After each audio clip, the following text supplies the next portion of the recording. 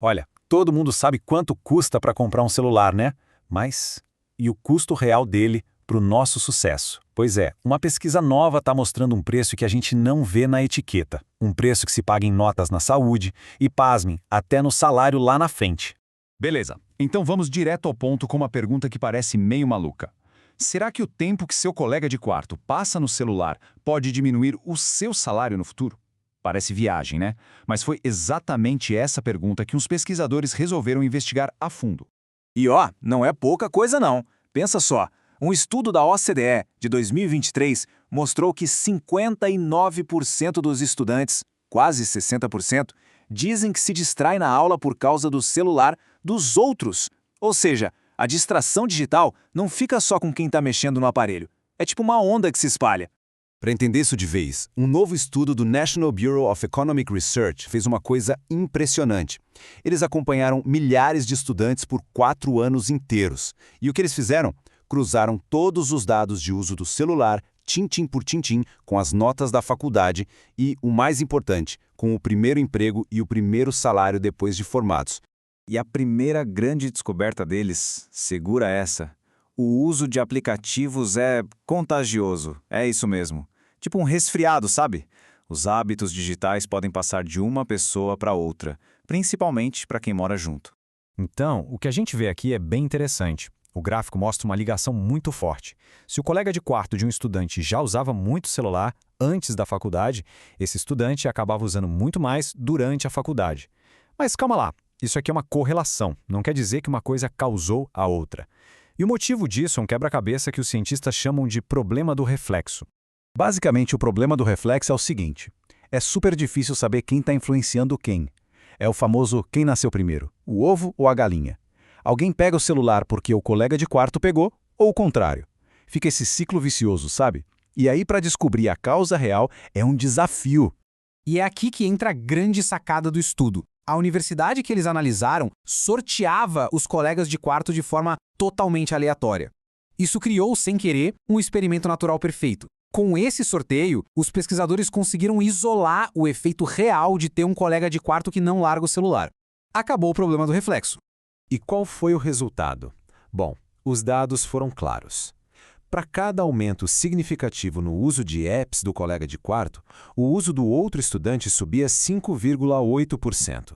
Ou seja, não é mais só uma suspeita, é contágio digital comprovado, preto no branco. Ok, então a gente já sabe que o vício em celular pega. A pergunta agora é, e daí? Quais são as consequências reais disso? Bora ver como isso mexe com as notas e com o bem-estar dos estudantes. Olha só este gráfico, que mostra o estrago nas notas. Claro, o uso do próprio celular é o que mais prejudica. Isso já era de se esperar. Mas dá uma olhada no impacto do colega de quarto. A influência dele causa uma queda nas notas que é mais da metade do prejuízo que o uso pessoal causa. É um efeito colateral gigantesco. E agora vem uma das partes, para mim, mais chocantes do estudo. O prejuízo para a saúde física que eles mediram pelas notas de educação física foi, pasmem, 3 vezes maior que o prejuízo para as notas das matérias normais. O tempo de tela não está só detonando o boletim, está afetando a saúde física de uma forma muito séria. Certo. Notas mais baixas, saúde pior, tudo isso já é bem ruim. Mas e a grana? Como é que esses hábitos da faculdade se transformam, ou não, em dinheiro no bolso depois da formatura? Pois é, a conta chega. Em termos financeiros, o resultado é este aqui. Um uso maior do próprio celular significou um salário inicial 2,3% menor. E a influência do colega de quarto? Custou mais quase 1%. Se a gente somar tudo, é uma bela grana que se deixa de ganhar bem no comecinho da carreira. Beleza, a gente já viu os resultados negativos, mas como é que isso acontece na prática, no dia a dia? Para descobrir, o estudo usou dados de GPS para rastrear a rotina dos estudantes e entender o que está por trás desses números todos. Essa linha do tempo aqui, que foi montada com milhares de dados, pinta um retrato bem claro. O pessoal chega para estudar quase na hora do almoço, lá pelas 10h56, e volta para o quarto antes das 6 da tarde, e de noite. O uso pesado de aplicativos está ligado diretamente a meia hora a menos de sono, toda noite. Então, resumindo a ópera, os dados de GPS dos apps não mentem. Quem usa muito o celular simplesmente passa menos tempo estudando, fica mais tempo enfiado no quarto, se atrasa mais, falta mais às aulas e, para completar, dorme menos. É a receita certinha para um desempenho inferior, né? Com uma evidência tão forte assim na mão, a pergunta muda. Tá, e o que a gente faz com isso? Os pesquisadores foram além e resolveram explorar uma possível solução, uma política pública, para ver qual seria o impacto. Eles fizeram um exercício de imaginação, mas baseado em dados. E se uma regra que já existe, como a da China, que limita o tempo de videogame para 3 horas por semana, fosse aplicada a esses estudantes?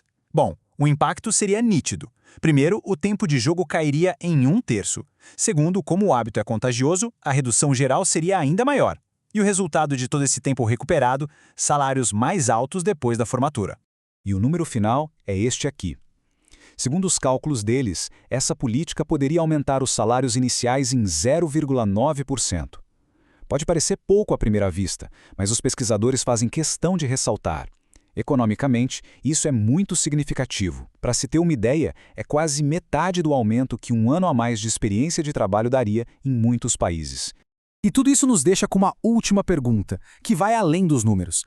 Se o ambiente e as pessoas ao nosso redor têm um poder tão grande sobre os nossos hábitos digitais, com consequências bem reais para a nossa vida, onde é que a gente traça a linha? Onde termina a responsabilidade de cada um e onde deveria começar a criação de regras para proteger o bem-estar de todo mundo?